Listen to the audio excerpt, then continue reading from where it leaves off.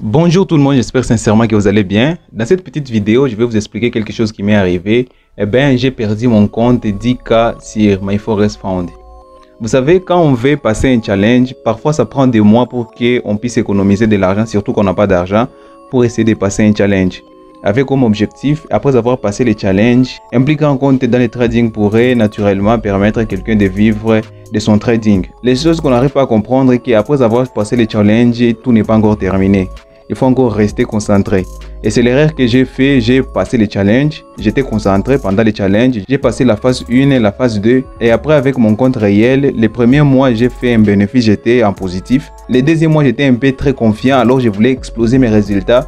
Conséquence, j'avais perdu un de mes comptes. C'est un compte 10K sur MyForexFund. Ça prendra beaucoup de temps. Je vais vous montrer tout ça ici sur mon ordinateur. D'accord? Ici sur TradingView, je vais vous montrer en pratique ce qui m'est arrivé jusqu'à perdre mon compte à 10K. J'ai intervenu sur l'indice Dow Jones US 30. C'est l'indice que j'aime trader et j'ai beaucoup d'expérience sur cet indice. En une heure, c'était justement ici, le 19 septembre à 13h. C'est là où j'ai intervenu sur les marchés. Alors, je vais faire une petite analyse pour vous montrer la raison de mon entrée ici. Si je reviens un peu en arrière sur Daily, j'avais quelque chose comme ça ici. Quelque chose comme ça. Sur Daily, j'avais ces ranges ici. Je suis entré exactement ici, c'était lundi le 19 décembre. J'attendais l'ouverture de New York à 14h30. Ici en 1 heure, en H1, j'ai une petite zone de support ici. J'ai intervenu en 15 minutes. Alors, on va voir ce que ça représente en 15 minutes. En 15 minutes, le petit support ici est très visible, comme vous pouvez le voir ici.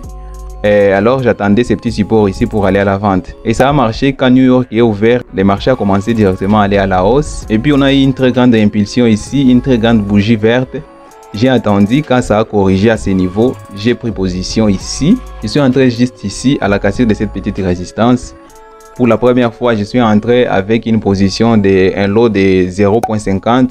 J'ai pris un lot ici parce que je voulais vraiment exploser mes résultats comme je vous ai expliqué au début. Et le marché a continué aussi à la hausse. Il a encore corrigé pour la deuxième fois. J'ai renforcé ma position avec encore un lot. Et directement, le marché m'a donné raison. Il a continué à la hausse jusqu'à ce niveau ici. C'était déjà 22h15. Je voulais aller me coucher. J'ai directement sécurisé mes positions en mettant mon stop loss ici au break-even de la dernière position que j'avais pris de 1 lot. Au total, j'avais une position de 2.5 lots. Je m'attendais à ce que les prix montent jusqu'à cette ligne ici, résistance. C'est une ligne résistance H4, mais en daily, c'est une ligne support.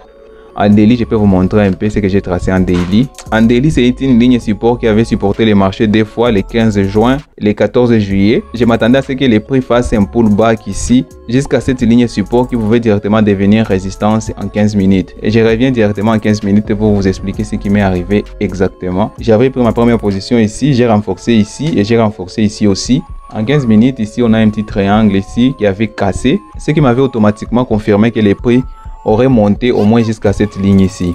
J'ai placé directement mon take profit pour les deux grandes positions ici. Avec cette petite position ici, j'avais mis un stop suiveur qui aurait suivre les prix du marché jusqu'à n'importe quel niveau. En allant me coucher confiant, quand je me suis réveillé, j'ai pas eu la peine d'aller voir ce qui s'était passé pendant la nuit. Et c'est ça bien sûr qui représente la plus grande erreur qui m'a coûté mon compte 10K. À l'ouverture de Londres, les marchés, les prix a commencé à baisser. Je n'étais pas présent devant mes écrans. Au moins si j'étais là présent, j'aurais juste quitté après cette correction. Avant, juste les niveaux où j'avais placé mon stop loss et mes positions étaient clôturées automatiquement. Je n'avais pas vraiment perdu ces positions, mais j'avais perdu le compte. D'ailleurs, j'avais publié sur mon compte Instagram une petite vidéo où c'était écrit laisser courir. C'était les positions que j'avais pris lundi le 19. Ce qui a eu raison de la perte de mon compte est qu'il y avait une règle. Il y a une règle sur MyForexFund que je connaissais, mais je me suis rendu compte que je n'avais pas bien compris cette règle. Il y a la règle qui stipule qu'on ne doit pas perdre plus de 5% de son capital pendant une journée. Et j'étais conscient que je ne dois pas absolument perdre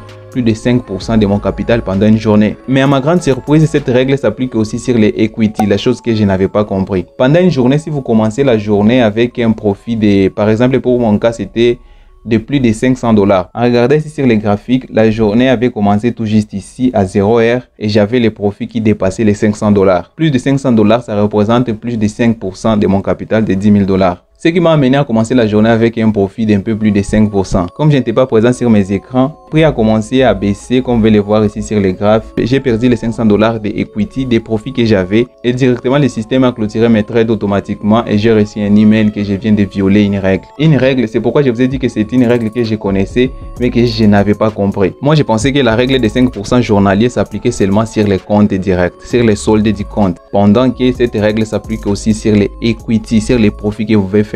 Si dans une journée, vous faites un profit de plus de 5% et que vous n'arrivez pas à couper ces profits à temps et les prix baissent ou montent, cela dépend de votre position. Et si vous perdez ces profits dans la même journée, directement, on va vous signaler un cas de violation des règles. C'est ce qui m'est arrivé, j'ai trouvé que c'était vraiment utile de partager ça avec vous. Cette semaine, j'ai perdu mon compte 10K malgré mon expérience dans le trading. C'est un peu ça les gars, on arrive à la fin de cette vidéo. Je pense que ça vous a plu. Si c'est le cas, n'oubliez pas de la liker, de la partager. Et si vous êtes nouveau sur cette chaîne, n'oubliez pas de vous abonner et activer la cloche de notification pour ne pas rater les prochaines mises à jour. D'ici là, portez-vous bien, on se retrouve dans le prochain épisode. Ciao!